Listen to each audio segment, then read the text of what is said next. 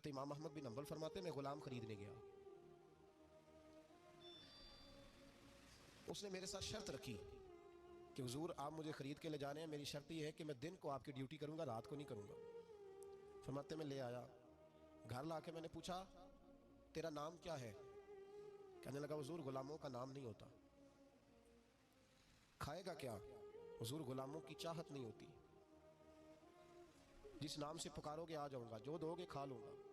कहा किस कमरे में रहोगे? कहा हुजूर गुलामों के नखरे नहीं होते।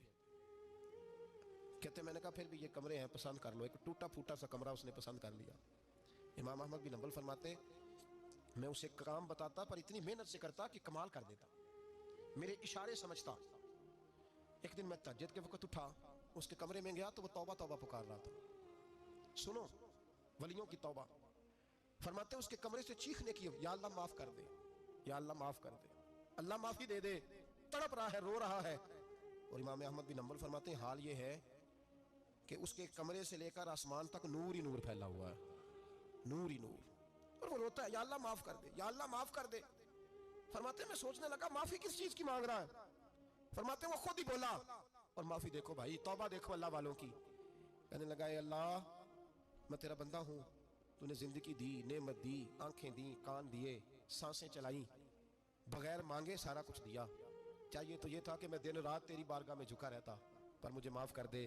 मेरे ऊपर इमाम अहमद बिन हंबल के भी हुकूक है, मेरे मालिक का भी हक है, इसलिए मैं दिन सारा इबादत नहीं कर सकता, बस 5 नमाजें पढ़ सकता हूँ। रात में जागता रहता हूँ तेरे हुजूर। अल्लाह वो जो सारा दिन मैं इबादत नहीं ना कर पाता, मुझे माफ कर दे। खुदाया मेरी गलती माफ कर दे, अल्लाह मुझे बख्श दे। और राती सारी कर कर जारी, नींद अखा थी धोंदे, फजरे ओही गुनाहगार का आवन। सब तो नहीं, या अल्लाह चाहिए था मैं 24 घंटे सजदे करता, बख्श दे, ये मेरी खता माफ कर दे। सावन की काली रातों में जब बूंदाबांदी होती है, वो रातों को उठ उठ रोते हैं, जब खलकत सारी सोती है। और दरवेश कहने लगे रात पवे ते बेदर्दानू, नींद प्यारी आवे, दर्द मंदानू याद सजन दी, सुते अमियान जगावे।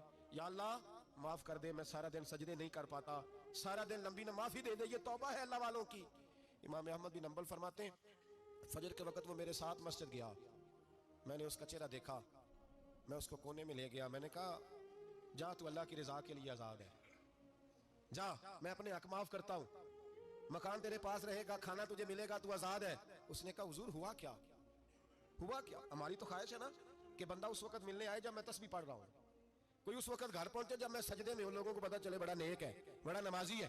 उस वक्त किसी की नजर पड़े जब मैं बिल्कुल कुरान पाक पे बैठा हूं। फरमाते हैं जब मैंने कहा ना तू आजाद है, तो कहने लगा हुजूर क्या हुआ?